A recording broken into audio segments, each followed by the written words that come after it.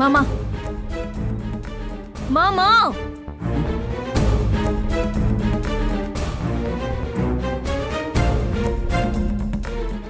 ஊர் உலகத்துல என்ன நடந்தாலும் எனக்கு கவலையே இல்லைங்கிற மாதிரி இப்படி நிம்மதியா படுத்துட்டு இருக்கியே, மனசுல கொஞ்சம் கூட கவலையே இல்லையா? என்ன மாமா இப்படி முழிக்கிற? என்ன பேசுற, எதுக்காக பேசுற, எதனா புரிஞ்சா சரியா பதில் சொல்லலாம். அப்போ நான் கேக்குற கேள்விக்கு ரொம்ப சரியா பதில் சொல்லிடுவ, அப்படிதானே? அது நீ கேக்குற கேள்வியை பொறுத்து இருக்கு. ஓஹோ, அது வேறயா? நான் கேக்குற எல்லா கேள்விக்கும் பதில் வராது, அப்படிதானே?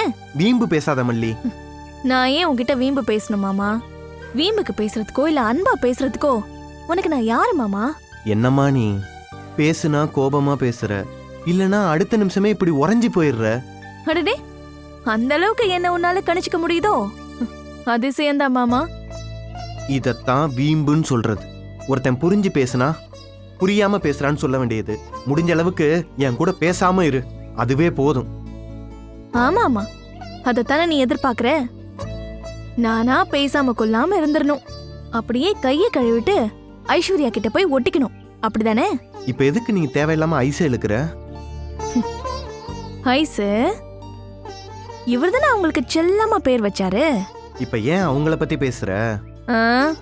வர வழியில குறுக்க வந்ததும் இல்லாம நின்னு வெறுப்பேத்திட்டு போன அவளை பத்தி பேசாம வேற யார பத்தி பேசுறது? என்னாச்சு மாமா? அவளை பார்த்தேன்னு சொன்னா இப்படி ஷாக் ஆகி நிக்கிற? இல்ல, ஷாக்கெல்லாம் ஆகல. எதுக்காக அவங்கள பார்த்தேன்னு கேக்குறேன்.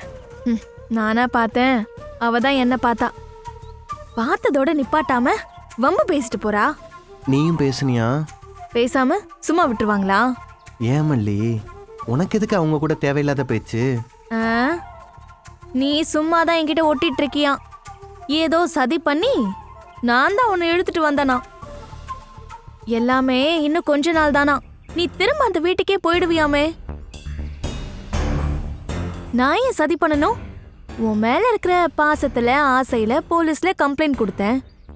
ஆனா கோர்ட்ல நீயா தானே மல்லிய பொண்டாட்டின்னு சொன்ன. அப்படி இருக்கும்போது ஏன் என்ன எல்லாரும் எதிரியா பாக்குறாங்க? நான் தான் உன்னை இழுத்துட்டு வந்தனா? நானா இழுத்துட்டு வரலையே தவிர நீ ஏன் புருஷன்தான்.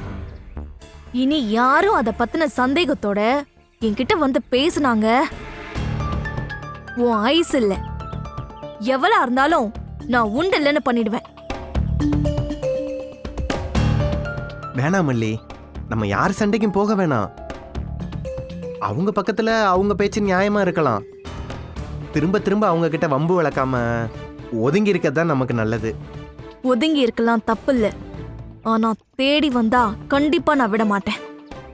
உனக்கும் தான் சொல்றேன், அவங்க நினைப்புல அவங்கள பத்தி இனி பேசுன நானும் சும்மா இருக்க மாட்டேன்.